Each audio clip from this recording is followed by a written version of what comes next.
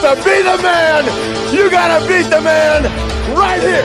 Is the future of wrestling. You can call this the new world order of wrestling, brother. Nobody is on my level. Everything I touch turns to gold. Believe it or not, whether you like it or don't like it, learn to love it, because you have to listen to Wrestling is Real. It is the best thing going today. Woo! Let's do it. Episode 758 of the Wrestling is Real podcast. This is King of Podcasts with you. And we're in the middle of WrestleMania season. We're roughly, 3 weeks away before WrestleMania comes upon us at SoFi Stadium at Hollywood Park for April 1st and 2nd. Excellent. Oh, actually, 2 weeks from now coming up. And WrestleMania season, I've learned a lot from what's come from all this. We're getting our matches. We're getting things set up week to week. The interest level has been very good. As I've said, the shows have not been long because I have not had anything to complain about, nothing to criticize. At this point, I'm just feeling good about watching the product. Now, I did not catch Monday Night Raw, so I did catch some of the clips. I did see Brock and Omos and that flub. That did not look good. And I also watched the start off with Edge and Finn Balor sitting up for Hell in a Cell. Good. And the continuation of the Bloodline storyline with Solo Sikoa going after Kevin Owens. All that is solid. Great Muta going into Hall of Fame along with Rey Mysterio. Love that. Everything is just right. And there's a bunch of things I look at from last year's WrestleMania than this year's WrestleMania that just feel much better. And I want to say that this time around, as we look at the show this year and what we're going to be expecting, to me, I feel like, I don't know what happened here, but we'll have to see how, April 2nd and 3rd is WrestleMania. But I want to just say, no, actually, April 2nd and 3rd was last year, or April 1st and 2nd this year, that's right. So the thing is, I look at what last year's WrestleMania was and what this one is. We know that the Hollywood show was going to sell out pretty well. It didn't take much time at all. They've been selling out everything else they've been going to. They're still going to do major events. They're going to have the show in Puerto Rico for Backlash. They're not even calling WrestleMania Backlash anymore. It's just Backlash again. They're going to go again back to Cardiff, Wales for the Clash. We're going to get SummerSlam in a big venue. Like, there's a lot going on. Everything's been figured out. It's all getting done correctly right now. And that's the biggest part. When you look at what's being done right now, in terms of the pay-per-views, they're getting things done pretty well done. I got to give credit where credit's due. When you look at this year for 2023 and they're getting themselves ready to go, the upcoming event schedule, you already know they're going to have some pretty big shows going on so far. After WrestleMania, you got King and Queen of the Ring in Saudi Arabia, May 27th. Money in the Bank will be at the O2 Arena in London. And then you have SummerSlam at Ford Field in Detroit. And we don't know what the other events are set up as of yet, but still, that's pretty solid. Very solid, actually. We've really got stuff so far. And NXT getting their shows now. They're going to have the Crypto.com Arena in LA. So the Staples Center, they're going to run that WrestleMania 39 weekend, the night of the first night. Excellent. They're doing something really well. And San Juan, Puerto Rico for the Backlash show. And I haven't even looked at how big the event hall that are going to be at. The biggest indoor arena in Puerto Rico is where they're going to be at. 18,500 can fit into that arena. So they're going to a big spot. Bad Bunny hosting. Who knows if he's going to be doing an event there. He's going to be performing live after the fact. But tell you, that's a lot of stuff going on. They got it down right. So there's just some excitement leading up to SummerSlam season. And then what do they do after that? There's a lot. But what you got to look at, and what I want to go and focus on tonight, is that partly because some of the other wrestling promotions have taken a slide, they've gone flat. The momentum they might have had before is not there now. AEW doesn't have that. The blood and guts things they were doing, all these debuts with CM Punk and Bryan Danielson and Claudio Castagnoli and everything else they were doing, all that buzz was going on has not translated to the ratings for them. And what they're doing now is they're trying to go ahead and work off of what they have in terms of their core audience, their main audience, and what their core product is. Like just tonight, MJF being confronted by 3 pillars was an important step. And why not? Because if they feel like they can't keep going with veterans going up against MJF, let's just get some of the younger guys in here and start making them part of the mix. Because you had all these other pillars going up and working, right? Jungle Boy's been tag team champion. Sammy Guevara, Darby Allin have been TNT champions.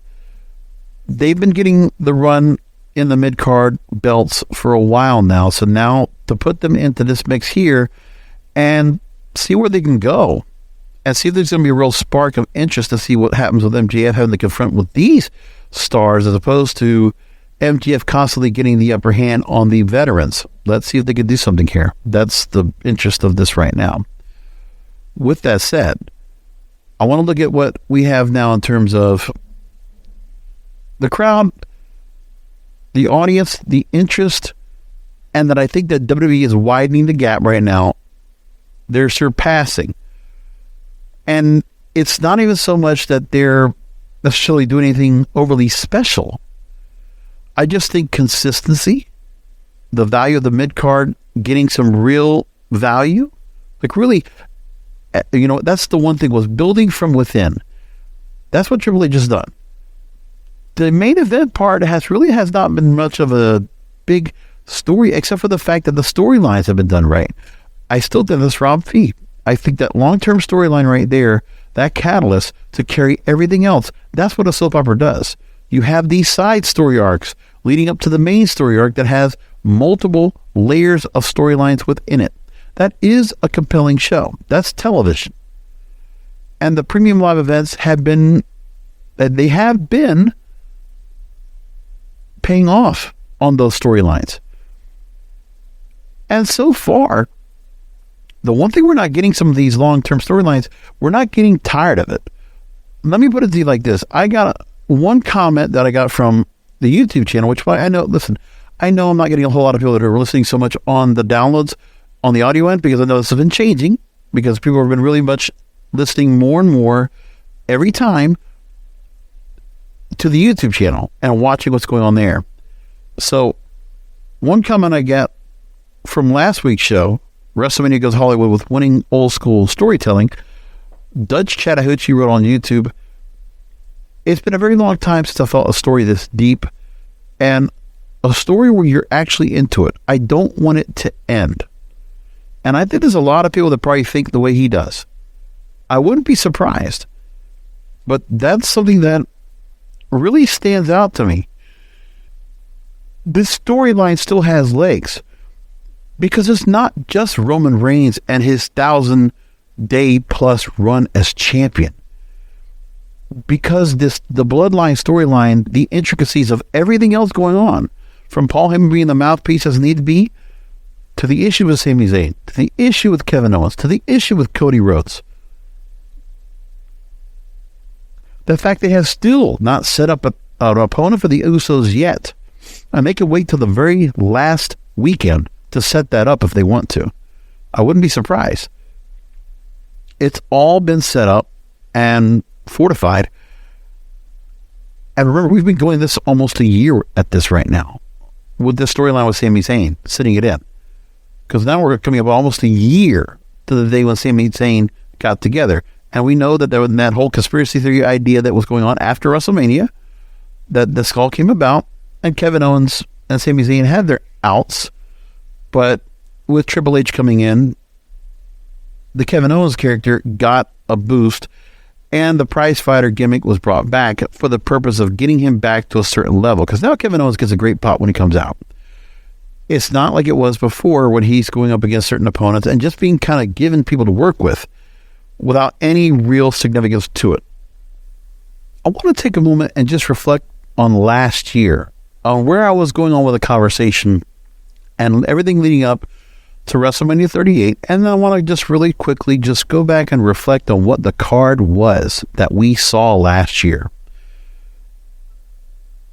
So we know that there was a revised WrestleMania season strategy last year after Royal Rumble. That's what I noticed off the bat. And we know there was a lot of things going on where there was a lot of talent still being released, right? And let's just go on and move forward. At the Royal Rumble, I said was going to ruin the IWC's WrestleMania rampant fantasy booking because everybody had this idea where the Royal Rumble was going to be set and how the matches were going to be set up. Ronda Rousey returning really upset people last year. I also remember the time we were talking about the media feature for WWE because of all the changes he had made from who they had brought on board to take care of events. And I should reflect on this as well, because the changes that were made, that has nothing to do with Triple H. Let me just make that point. Triple H can take a lot of the credit for the on-air product, but the behind-the-scenes stuff, Nick Khan doing a lot, because remember, DAZN, they brought in the head of development, digital, head of global communications from DAZN, and their another head of digital, and their head of development. They brought those people from DAZN last year, or in 2021 into 2022. And then they brought in 3 executives from CAA, which was a sports division that Nick Khan ran before he came over to WWE, right? Namely, 2 heads of revenue strategy and development and a senior vice president of operations. And then he brought somebody in from Fox to run sales and partnerships, and executives from ESPN, HBO, and Showtime, which all are successful doing combat sports, whether it be boxing, UFC, what have you. They all have it figured out. So with that said, that kind of power, that kind of leadership that they had among the ranks underneath the McMahons and Nick Khan, you can see a lot of things that are happening right now where WWE is in such a good place right now, to the point where even though Vince McMahon had this whole mess up back in July of last year, it has not affected the trajectory or the growth or the direction of this company.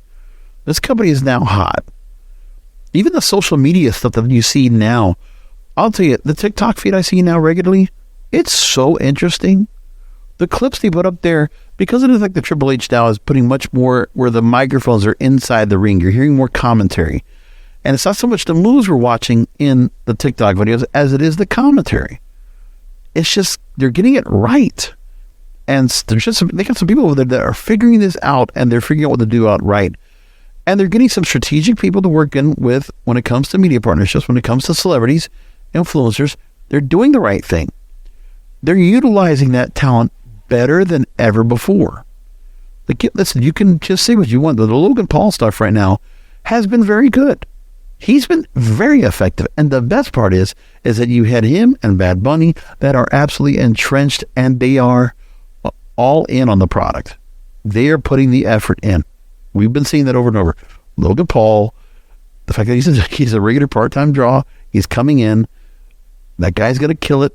Him and Seth Rollins are going to have a banger of a match at WrestleMania. We know that. And the fact we really haven't had much with them in terms of just chatter and talk. Like, you know, the promos in the lead up to the match will not even compare to what the match is going to be in the ring anyway when we get to that day. But there's that part we got to think about, because all this stuff started changing around. That was what was going on then.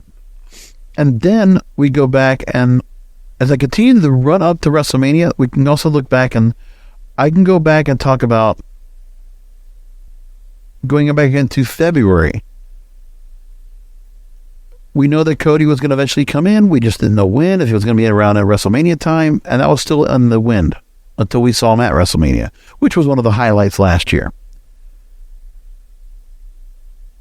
And then another setup of Brock Lesnar versus Roman Reigns, because remember, by looking at what we had, Brock Lesnar, Roman Reigns, another match together,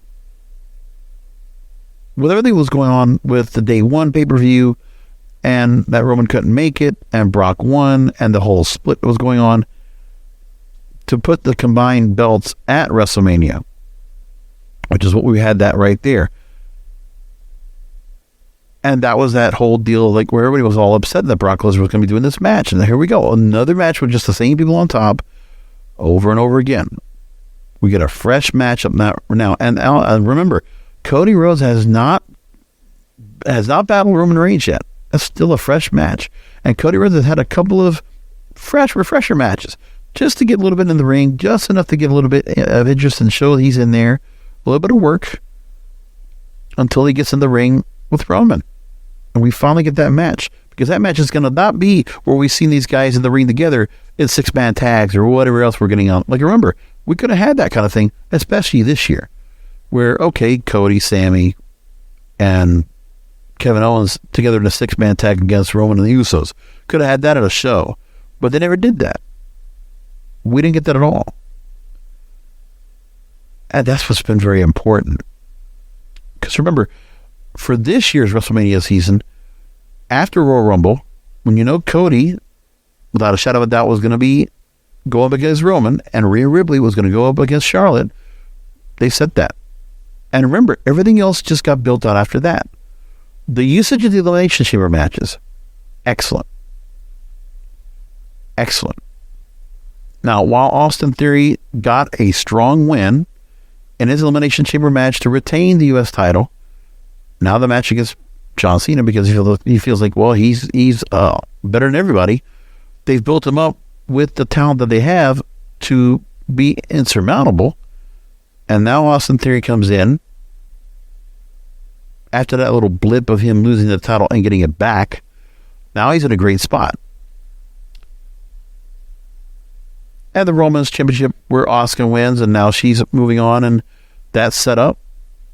Those 4 matches all fit into place. They've been working it. All that's said and done. And then everything else I had to work on was, okay, let's get Edge and Judgment Day. Let's get that all set up and shored up.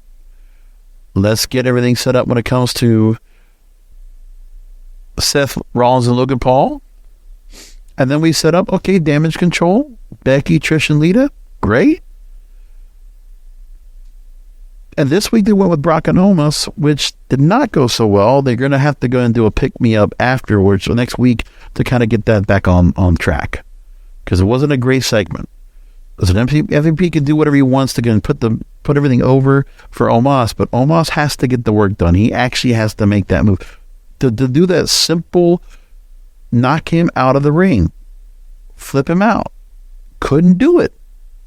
Omos, caving under pressure. It wasn't this hard. I mean, Omos, we got to see less Great Khali, more Kane. I don't know, something like that. But, I mean, this is what they're going to do when they have stars like this, and this is a risk. And Brock Lesnar getting the chance to go ahead and get this young kid over, and maybe Omos can be something important. He's a stretch right now, but at least they're trying.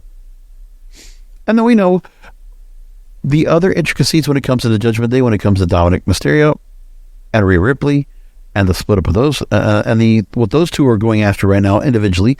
Dom and Ray still going after each other with the whole Hall of Fame thing, and Rhea going after Charlotte. You know, more multi-layer storylines out of that right there. And then we look at John Cena coming back to deal with Austin Theory. You got star power. You got celebrity.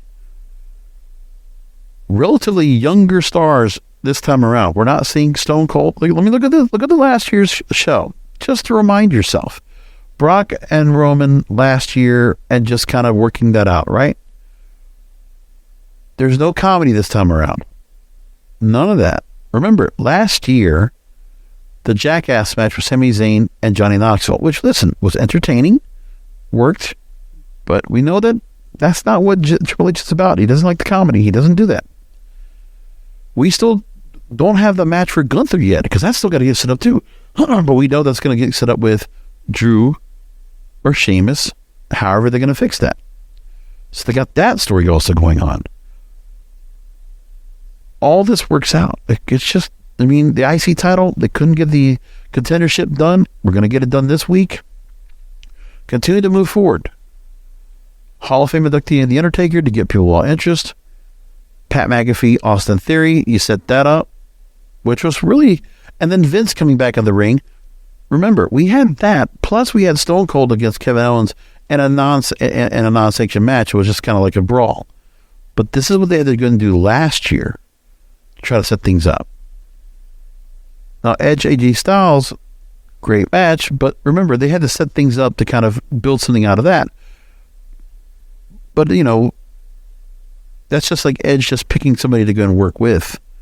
This Judgment Day idea, to where he created it, and then it turned against him. And now this continuation of trying to destroy the Judgment Day. Excellent work. This is all good stuff here. So we like this here. We like it a lot. So remember, Usos, this time last year, they took on Shinsuke Nakamura and Rick Books. Remember? The SmackDown thing. They had that match. And they were the curtain jerker. Now the Usos are you remember, they're, just underneath the marquee of Roman Reigns. The Bloodline, they're integral of the biggest storyline in wrestling in the last year. The biggest, Bloodline is bigger than Evolution. It's, to me, this is like nearing NWO level.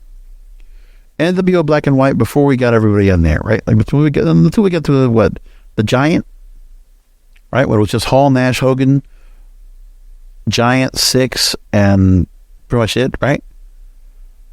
Because then it just got bloated. We know that just kind of went and, how that all went, right? But really, this is bigger than Nexus.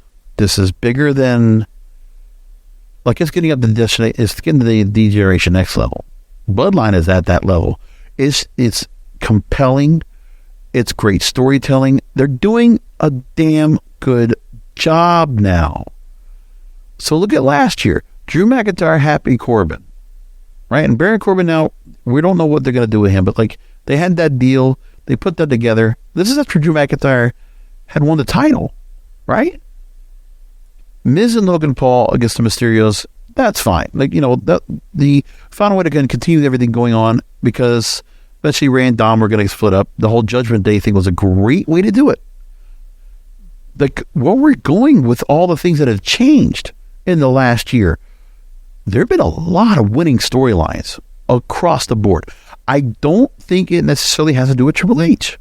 I think he's dealing with the characters and the development, but the stories, the creative, somebody else is in that creative room that is giving us consistency, that's giving us a weave.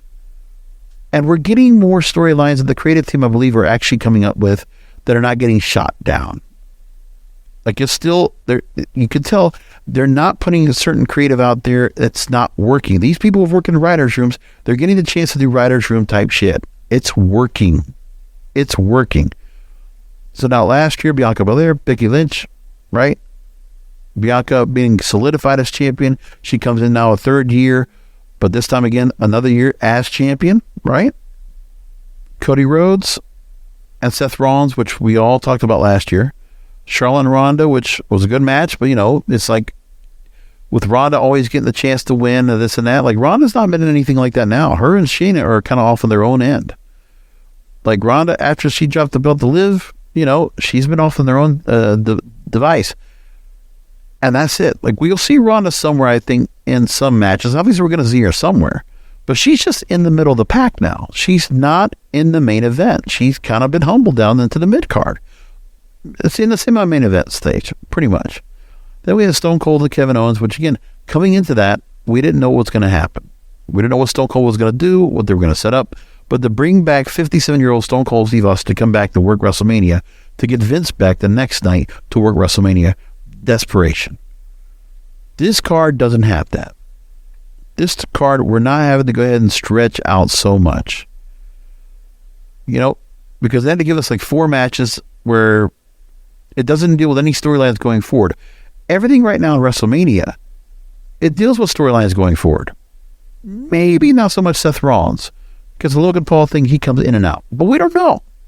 Because now he's back from the last match he had.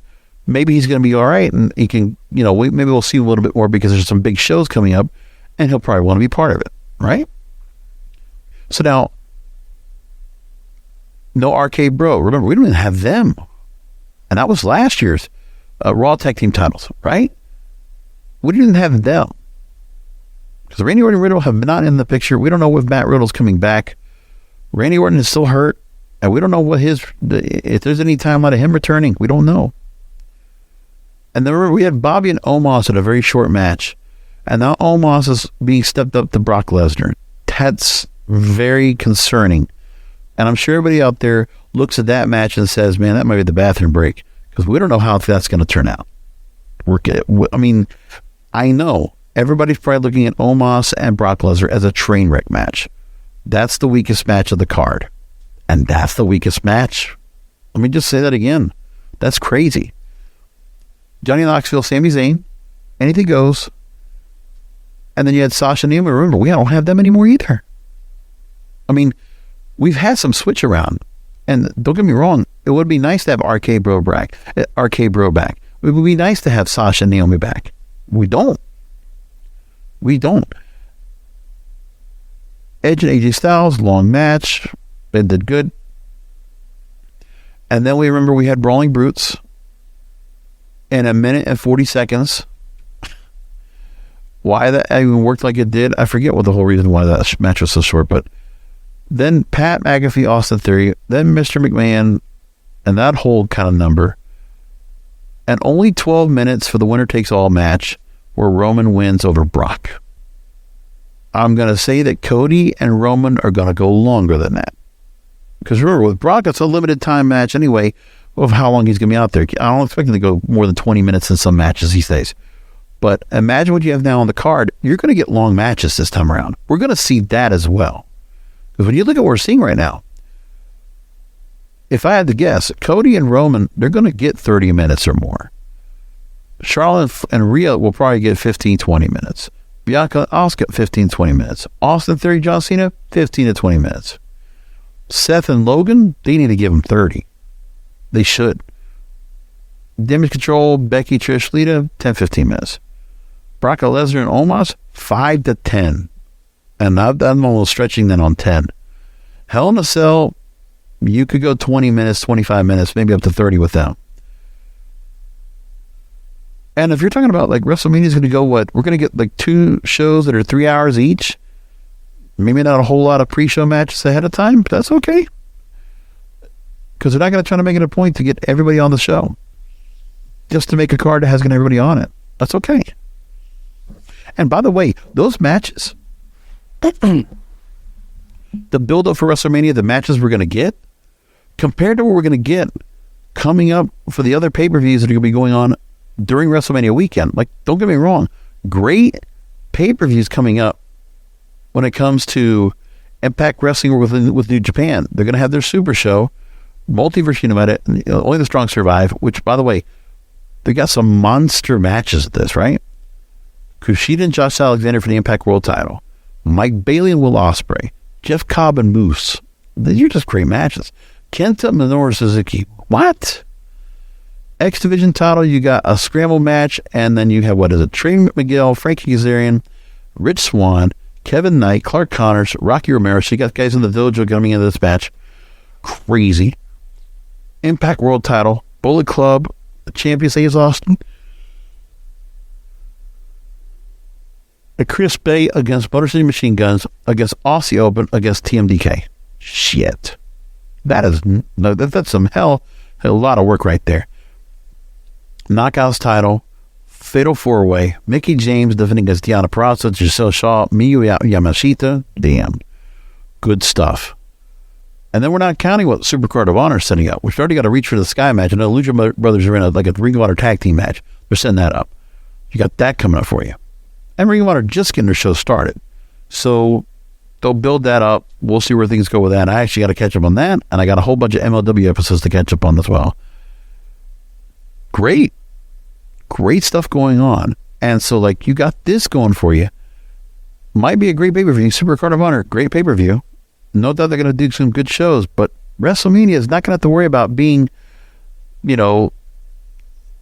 upstaged by anybody else. They're not. The card is solid. The card is very solid. I don't think I have been able to say that since I've done this show. I haven't been able to say something like that since I've done this show. It's incredible. And it's not that hard. That's the other part. This is where Vince was wrong about, let's just get these people coming on back. Let's try to get Undertaker. Let's get him out of retirement. Let's get Stone Cold out of retirement. Let's do it one more time. No. People that are interested right now are what they're doing right now. What they have right freaking now. Honestly, this is the kind of programming we wanted to do on this show, where I can actually now just start talking, do a little Monday night quarterbacking, and really just enjoying what they're doing. They're doing the best they can with a 3-hour show. They're doing the best they can with everything else they're doing. Now, going back originally, like I said, remembering how much I had to complain about things. A Clash of Champions Elimination Chamber, remember? Where Brock Lesnar won the Elimination Chamber match, got the WWE Championship to go against Roman. We knew about the ticket sales being struggling, but this time around they're not going to have that problem. And then Ring of Honor, and the fact that Tony Khan bought it, controlled the headlines for a little bit. AEW Revolution also controlled the headlines. And as they said, they had to pull all the stops last year to sell out Dallas for 2 nights. Logan Paul, Johnny Knoxville, Pat McAfee, Ronda Rousey, Brock Lesnar, getting Edge back in there, Stone Cold Steve Austin, right? To get them to go ahead and sell this show out. They had to pull out a lot of people to get there. And then I talked about WrestleMania 38. They had stagnant star power weakness. I mean, it's still not perfect, okay? The fact is, I still want more people to be surrounding that main event. Like, they need to have an answer of what they're going to do with Roman with both of those belts. I don't know what that's going to be. I'd like to figure that out. That's the part that's going to be most annoying to me for the most part. If we have a plan in place so we can kind of figure that out, I'm all in for it. I hope they'll figure that out. But at the moment, we don't have any answer. And that bothers me. I wish we had a way to fix that. Oh well. But in the meantime, they are building stars. They are building people now for their matches. I mean, in the card itself, okay, Roman and Cody right there, you could honestly really definitively say, whatever happens after Roman, Kevin Owens is very much over. Sami Zayn is very much over. Are we going to split the belts? Now with Drew and Sheamus going up against Gunther, does Gunther look like somebody that could be potentially, after his IT title run, where he's held onto this belt for a while, could all those international stars right there build themselves up to the main part of the roster? I don't know. And they have some other stars they're trying to build up and do something with. I mean, we saw the IC title match that they did on Friday night to get Johnny Gargano in the mix, right? To get Karrion Kross in the mix. I mean, they're trying that. I don't think it necessarily worked for me, but I'll give them credit, they did try that. And I don't know if it's like, I mean, you could also tell just by like the crowd and who was coming out and what was being set up, it wasn't really much going on with it. It was just like kind of a setup. It is what it is. But what I will say is, you're at least getting things done where people are interested. Like, I might be complaining about the fact that there might be certain stars that are going to be on here that I just don't care about. I mean, that they're just not getting much of a response. But it's not like anybody's booing them, and it's not like they're getting completely shot down. It's just like okay, they're out there. Like, seriously, Johnny Gargano, hey, smart move to move him back down to NXT, give him Grayson Waller to go up against.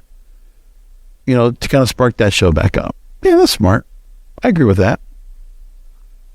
But otherwise, you put that IC title match, LA Knight, who's been kind of just, shot. Like, how are you going to rebuild that guy after that shit match with Bray Wyatt? And by the way, Bray Wyatt, nowhere to be found. That was not the MSC show.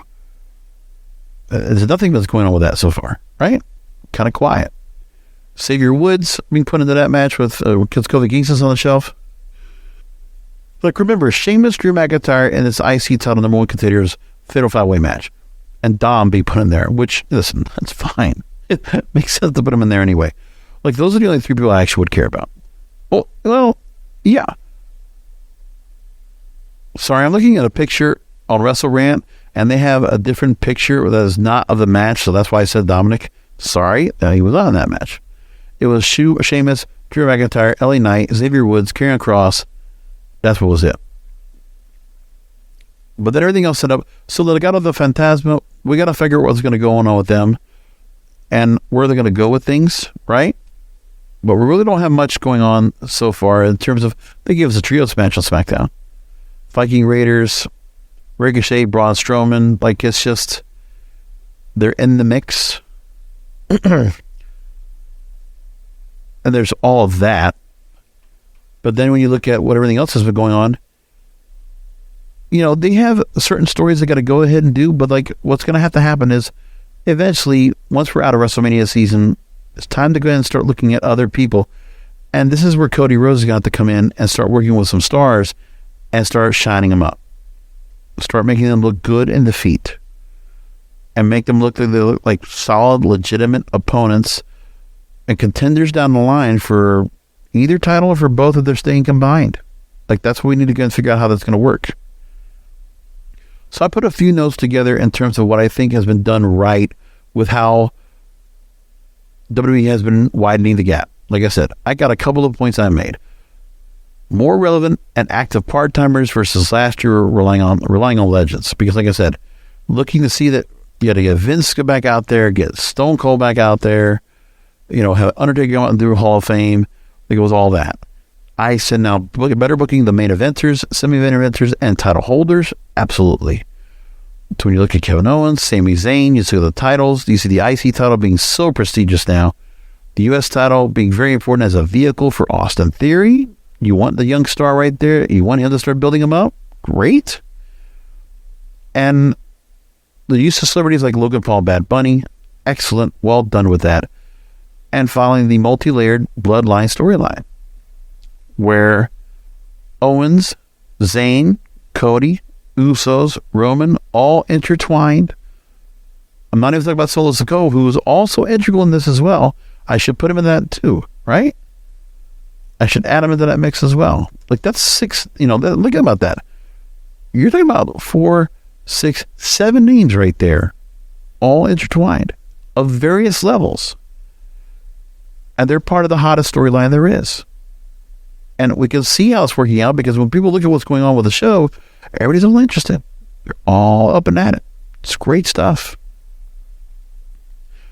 Now, with that said, what is it that's going on that's creating the widening of the gap? Well, as I said at the start, AEW, they're starting to transition to pillars. With MJF, he won the title of Full Gear. He retained the Revolution at a great match with Bryan Danielson. Excellent. But now we're getting to the point where we have to see what they're going to do with trying to continue to further the fact that they need to have MJF staying strong throughout and keep pushing things forward. So he beats Moxley, beats Danielson, beat CM Punk in one match in the setup, and overall, MJF is strong, but like, he still is somebody that we're going to still have to, no matter how good his promos are in ring, they need to do something more to continue to build upon that star. So like, okay, enough of him going after the veterans going after him. Let's get the young guys now.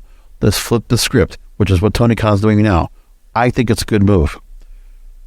Now, they have done certain things where they really built the teams up, okay? When you look at the Acclaimed, they're so hot right now. Britt Baker is a hot commodity. Jimmy Hayter now holding on to the women's title. Acclaimed, with or without, they've built the Guns to be a really strong team now as tag champions. They got that all figured out. And then when you look at, okay, Ricky Starks, he's continued to be built up. Beating Brian Cage, beating John Moxley, right? And just, or no, Jericho. And then Jungle Boy, the transition out to try to go after Christian Cage and the whole deal with, him and Luchasaurus at odds. And so Jungle Boy conquers Luchasaurus, conquers Christian Cage in that casket match. Excellent. Build up. They continue to build Adam Page, moving along with him where he came back from injury. And he comes on, beats on Jon Moxley and wins. There are a lot of pillars right now. A lot of young stars. They're trying to go ahead and transition over into this now. And they're working it out. They're figuring things out here. And you had Saraya come back. And now you got the Outcasts. You got that built up. And now you have a storyline for the women where you have a small trios faction. Twitch Britt Baker, Jimmy Hayter. And now you got Riho, Willow Nightingale, Sky Blue all caught up in the mix, which is nice. You remember we had the TNT title match where Samoa Joe beat Wardlow. And Wardlow gets his win back. And then Wardlow, in short fashion, loses the belt. And now Powerhouse Hobbs is the TNT champion. Excellent setup. Got a lot of people coming in here now, and really some young stars that are getting themselves, and obviously also AEW made. AEW made stars are the ones that are moving up forward. So that plan, the transition out from, we're in 2018, you had all these veteran stars, the 5-year plan coming forward. Now the young stars are moving up to the front. They got to do it. It has to happen now. And so they're going to have that growth spurt that they did with all these other stars coming in. But now it's time to build from within. That's the part that Eric Bischoff never got right. He had all the tools there. And Tony Khan is taking that lesson now of what Eric Bischoff did not do. To not leave all those stars like up in the front and like, oh, they're like the cruiserweights. No. He's got some big name stars. He's got some big heavyweights. He's got some younger stars, but he is building them out individually. Like even the fact of how the promo was done with MJF, with Ricky Starks, with Jungle Boy, with Darby Allin, and the individual things that go, and Sammy Guevara, which all could be intertwined with what we're doing right there. That's great stuff. Now, what do you do with all those 5 right there? What do you do with them? So the focus is on that. Plus, also, now that he has Ring of Honor, those veteran stars can now move over. And now they can be intertwined in there. And now you have the Guns, now then with FTR coming up. Great setup. These are the kind of things that can work out, but they're going to have that. But the problem is they're not at the full A level right now because they are kind of rebuilding.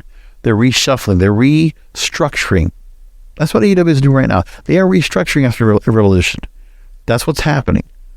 But it's the right thing to do for them. They have to do that. And I think we're not going to have to worry about Forbidden Door being in effect this time around. They'll just continue to go forward. And then we'll just move along into what they go into next. Which for them now has to be Double or Nothing coming up. That's the next deal for them to go and get things all worked out.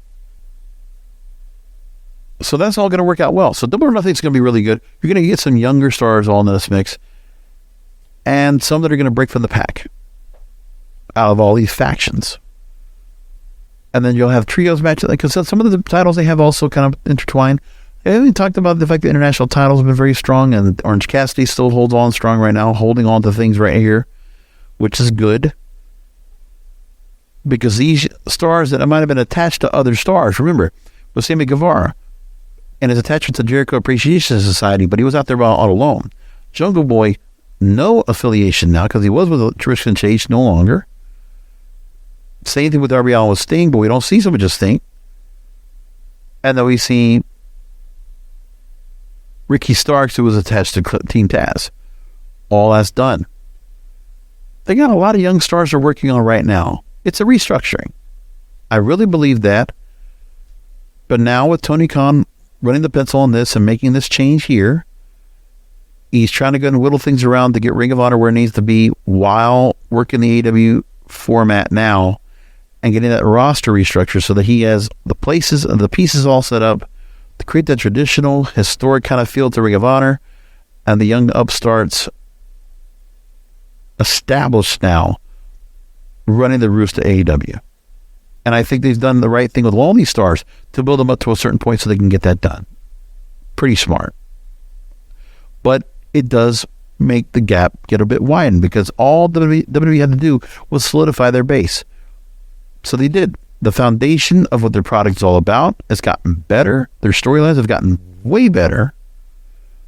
As good as I want to say this has ever been.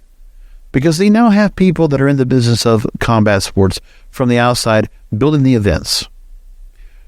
The storylines of the creative team they have within. Like the perfect storm's right here. And I honestly think, and this is something that's got to be talked about in the future episodes, that I don't feel like it's selling so much where the product is kind of behooving on the star power. The storylines are holding up and helping out a lot. Which was the part that I always said for a long time. That was what needed to be done. Get some storytelling to really tell some stories of some of these stars and build them up. Now, some of the stars they brought up have not panned out. And I think that's one of the things that Triple H is going to have to come to grips with. He might have brought some stars back, the Johnny Garganos, the Karrion Crosses of the world. Hey, God bless you for bringing them back, all right? They're going to be let go at some point, and they're going to do better somewhere else. So keep an eye on whatever their contracts are and how they're going to be brought back and how long they're going to be around for. I think we just need to keep an eye on that because that's going to be the key right there of those stars that come in. And then on top of that, I don't see where NXT's done anything with Shawn Michaels and where we have any stars that are going to make their way up to the main roster after WrestleMania. We're going to have time to talk about that. We'll see what Stand and Deliver gives us. But we know that it's getting set up now and, okay. What do we have so far that I think, they got some matches to set up. Don't get me wrong. But of what they're going to do, I don't know. My thing is, I look at Stand and Deliver, which right now, Braun Breaker, Carmelo Hayes are set up for the NXT title. Johnny Gargano, Grayson Waller.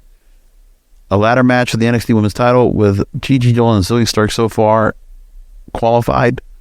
North American title will be a fatal 5-way with Wes Lee defending against 4 competitors. And then the women's tag team titles with Kiana James and Fallon Henley against Isla Dawn and Alba Fire. That's okay. So, we're waiting. Where do things go ahead when it comes to getting things going forward with some of the stars they have over here? Is Carmelo Hayes is really going to make that turnover? Grayson Waller, Braun Breaker? I don't know.